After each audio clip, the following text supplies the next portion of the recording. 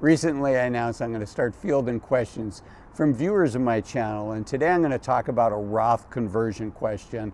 A fellow Buckeye from Northeast Ohio.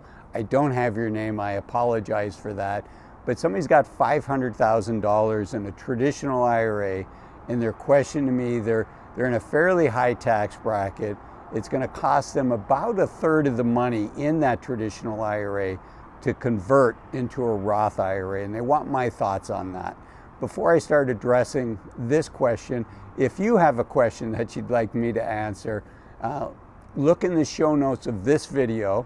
There'll be a link to a survey, and fill out that survey and leave me your first name, if you will, as well as the city and state that you're calling from. And unfortunately, I can't answer questions on specific stocks, or even this question is getting fairly detailed, but I can pull back a little bit and offer some general thoughts that hopefully will be helpful to my fellow Buckeye and will be interesting and helpful for the rest of you as well. Okay, so first off, Roth conversions. I just want to back up, and most of us know what these are, but with a traditional IRA, we were able to put our money in pre-tax dollars, and it's going to grow tax-free, but unfortunately when we take the money out, it's time to pay the piper. And so a lot of people would rather pay, my grandfather was a farmer, so I'll use this analogy. A lot of people would rather pay the tax on the seed rather than on the harvest. And while that makes sense, we're going to dig into that, because while it passes intuitive sense, and as the grandson of a farmer, it passes my sniff test as well. Sometimes our sniff test is wrong. Sometimes our intuition is wrong. And in this case, that's the reality. So let me first talk about when you do a Roth conversion. So you have a traditional IRA. Let's say this person has $500,000. So let's do the math. I'm going to say $520,000 just to make it easy. And the question said, the remaining assets in my traditional IRA. And so that right there is a flag for me, because the goal is not to have no money in a traditional IRA. The goal is to have three buckets. You want to have some of your money in regular IRAs, like this person has a traditional IRA. You want to have some of your money in a Roth IRA or a Roth 401k. And then you want to have some of your money in what I call a tax me as I go account, your regular bank account, a taxable brokerage account, things like that. Now, why is that? The reason you want to have these three accounts is in the United States, we have 7 major tax brackets. And the lowest 2 tax brackets are actually pretty low. It's 10% and 12% on the federal level. Now, I happen to know that Ohio has state income tax, so you have to include that in as well. But you want to have these 3 accounts so you can do what I call filling up these low tax brackets. So the first question I would ask this person is, if you convert all of it, and they did say that they don't see themselves being in a lower tax bracket in the future, which is it's the good news, bad news, right? May we all be in high tax brackets for the rest of our lives and have that challenge.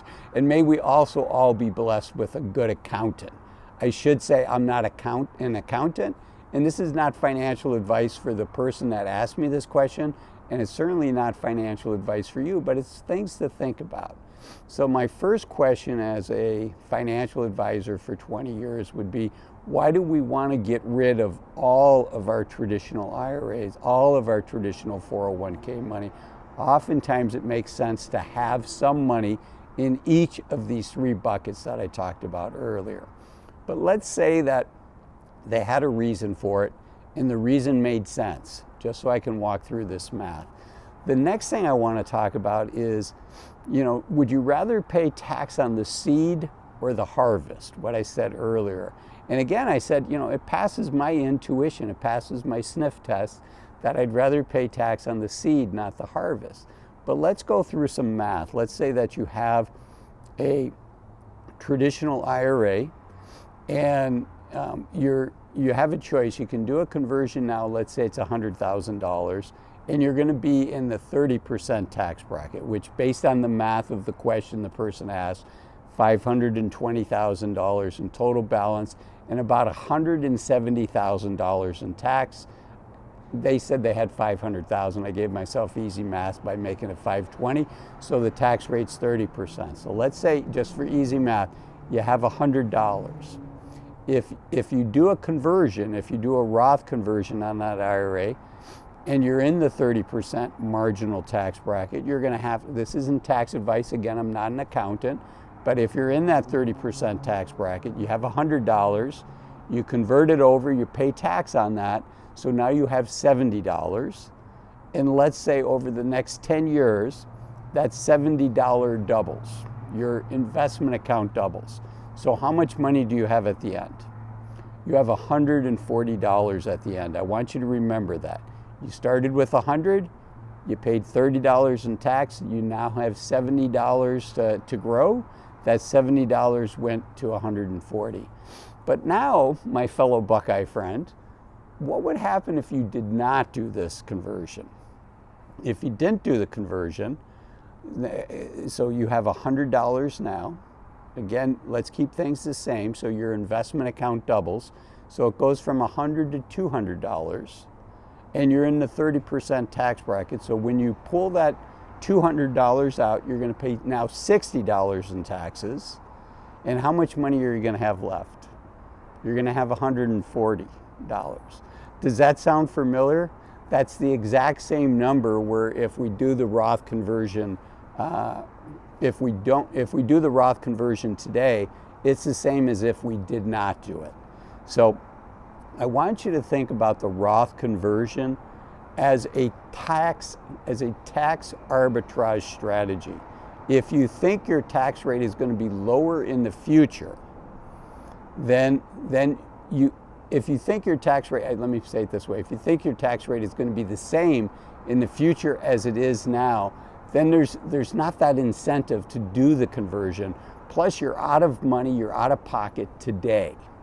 Now, a lot of us can make an argument that, tax rates are pretty low today. None of us like paying tax. It certainly doesn't feel like tax rates are low, but compared to the rest of the world, the United States individual tax rates are actually pretty low.